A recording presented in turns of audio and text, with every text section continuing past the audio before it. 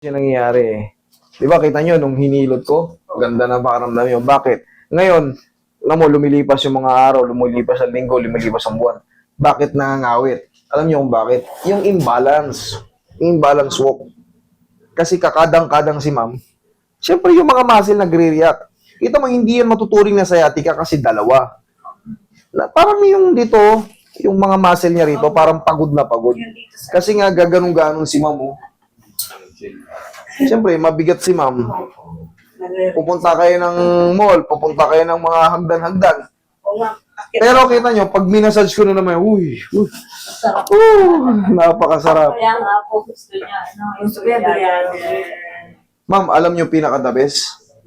Maglagay kayo ng king. Para less yung katulad yan, umiidad na rin kayo. Ay, yung tungkod, para yung lahat ng bigat mo, hindi lahat sasaluhin ng mga legs muscle mo.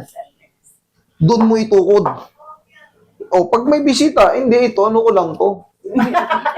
Nakakalakad ako. Para lang manati. Siyempre, nagtatrabaho. Si ma'am kasi masipag to eh. Nagtatrabaho pa to sa labas eh. Ang lang natin, i-avoid lang natin yung maagang pagkasira. Kasi napapagod. Kita yung sa by walk lang napapagod. Naayos ko na to eh. Naayos ko na to si ma'am eh. Lumabas to rito ng napakasaya. Ngayon, sabi ko nga, napapagod lang nyo.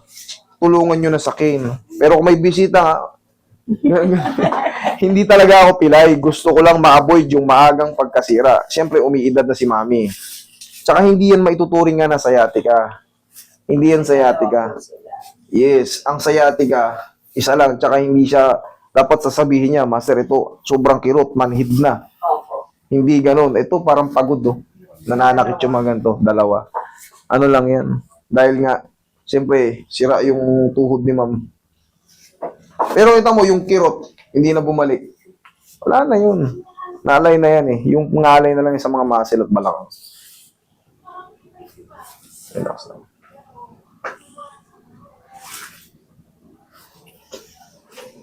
Pero i-reset ko pa rin yung habang nandito si Madam sa Pilipinas. Sige, higang patagilid. Ito ang pinaka-the best, ha? Suot ng mga babae. Ganito. Ito yung tawag na square pants. So yung, malong ba ito? Ayan, ang pinaka-the best. Huwag kayong magsuot ng pantalon. Ilang beses ko na ulit. Yung pantalon nyo, hapit na hapit. Tapos pumunta kayo sa pilot lang, sa lower back, tsaka tuhod. Hindi mo kayo pwedeng pahubarin. Okay, relax. Pumunta pa po yun ng palengke ka.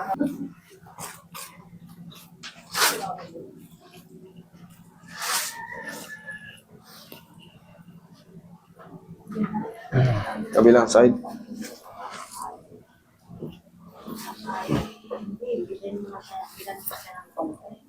May tungkod daw siya doon. Dito wala doon, hindi ko naman dinala. Dito yung mga lang. Magkano lang yan sa kayang-kaya nyo. Sino nga nga nang tungkod kahapon yung panitid ko na sampayan? Hindi yung yung may gusto rin niya yung parang may gulong. Yung magaan lang. Sabi ko nga sa kanya, nabigat ko eh. Huwag yung may gulong, dudulas ka ron eh. Tihaya. Siya po gusto niya yung may apat na daw. Ay, yung ganon? Pwede naman yun. Pwede naman yun. Kaso, syempre, para naman kayong kawawa ron. Baka siya sabi may apat na may pa. Cane ang tawag doon, cane. O, yun, mas maganda yun. Oo, mas maganda yun. Para pag napapagod kayo, magmumol. Kahit itayo niya yung sarili niyang ganon, hindi Pero pag solo kasi, maring...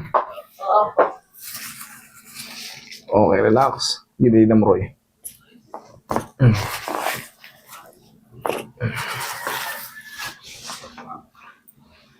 Yan na lang po yung hinintay niya. Yung Relax lang. babalik siya dito.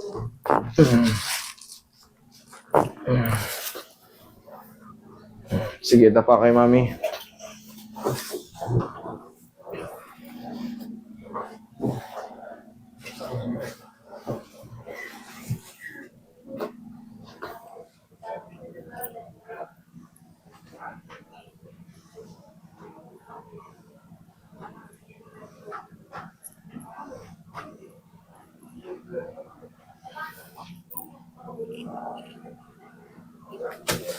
She deserves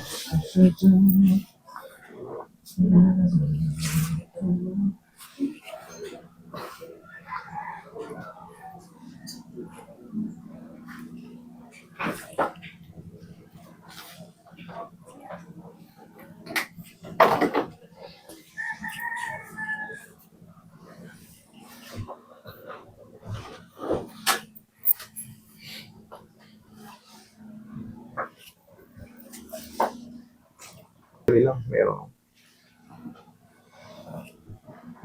Eh kung taga Maynila kayo, mas marami sa may Bambang. Sobrang dami nun. Isang buong street, bilihan ng gano'n. Oo. Pero sa Pampanga, meron din naman yan. Kahit sa mga ano lang. Kahit sa mall, meron yan. Sa all, meron din. Parang nakakapag-mall si Mami. Nga po, sa bahay na lang siya palagi. Ayaw niya, ano? Tsaka sa mall, meron dong ano. Oo, ano sila sa Oo, may scooter ron para sa mga may edad. Para hindi pagod na pagod. Kasi ang mall, akala nyo, maiksi lang. Pag nakailang ikot niya, parang naglibot ka ng isang buong subdivision. tinatamad nga po paglibot-libot.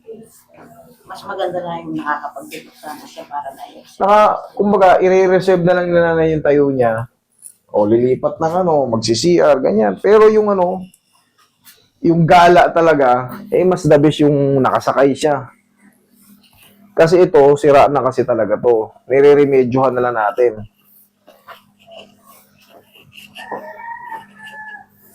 Ihaya kay Mami.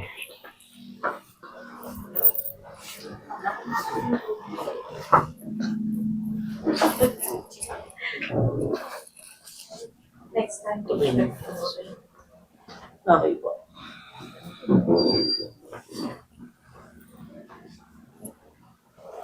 Yung kabila, yung una-una, wala, sirang-sira ang tuhod nun. Relax lang. Inhale. Exhale. Wala na po akong magawa kahit tinanggihan ko na. Pinaliwanag ko na lang. Wala na ganun, oh. Wala na talaga. Tapos kitang-kita mo talaga na severe na talaga yung ano niya. Grade 4. Kellgren-Lawrence ang tawag pala doon.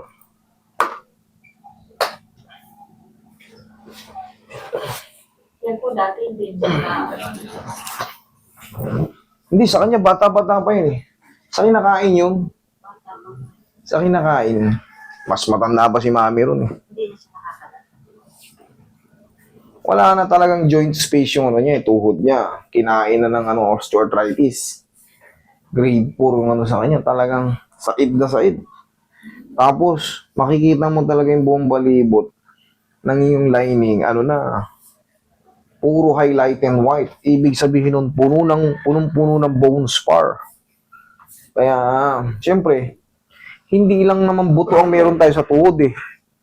Meron tayong mga ligaments dyan, tendons, na maaring maging unhealthy. Pag naging unhealthy yung joint space, yung sinisip-sip ng tendon, yung tendon at muscle, hindi na rin magiging healthy. So, hindi ka makakatayo.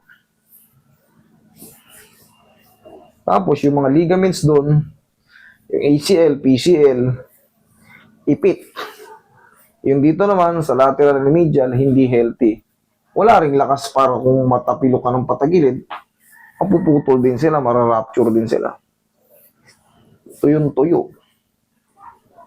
Pero kung yun, katulad dito, kahit papaano, ikang-ikang siya nun, masakit, naagapan, o nakakatayo siya.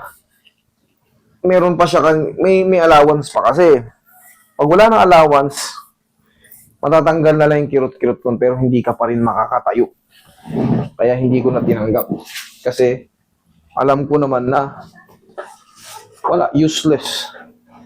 Kaya pinapili ko sila. Pwede kong haplusin yan, pero sinabi ko yun na totoo. Hindi ko kayo kayang mapatayo. Kaysa dayain ko ng haplos, tapos singilin ko, tapos pag-uwi sa kanila o paglabas dyan, wala naman nangyari. Hindi naman ako papayag na gano'n. Kumbaga, kaya kayo lumapit sa akin para makatulong ako, hindi ako para makapanggoyo.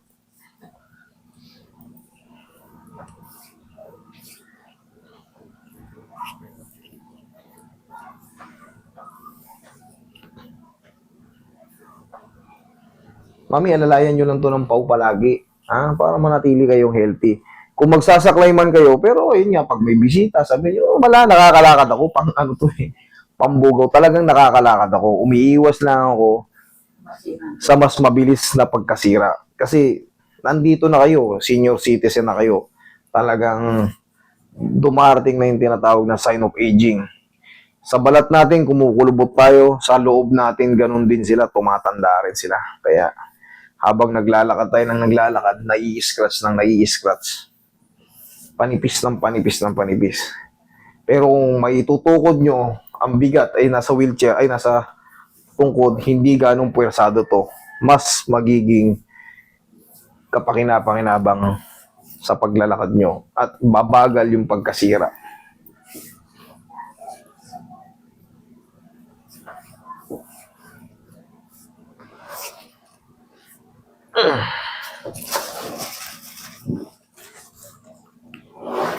Oh, sige nga, tignan ko nga. Tayo ka nga. Ito ka na naman. Sige, yan ang tama. Tagilid muna. Oh. Tignan nyo ngayon kung anong mas magaan. Oh. Tignan nyo kung lalong hindi kayo makalakad kayo. Lakad kayo? Mga. Madulas ako. Madalas. Yan ang nagpapaano kasi, nagpapasakit yung ganyan na lakad, di ba? Kasi nga, bengkang na yung pani, nakabuka na eh. Kahit kung pwede ka pantayin, Masaya dyan mo, hindi. Dati. O ngayon, mas malaki. Relax na naman. Okay na naman. Okay? Oh. Okay,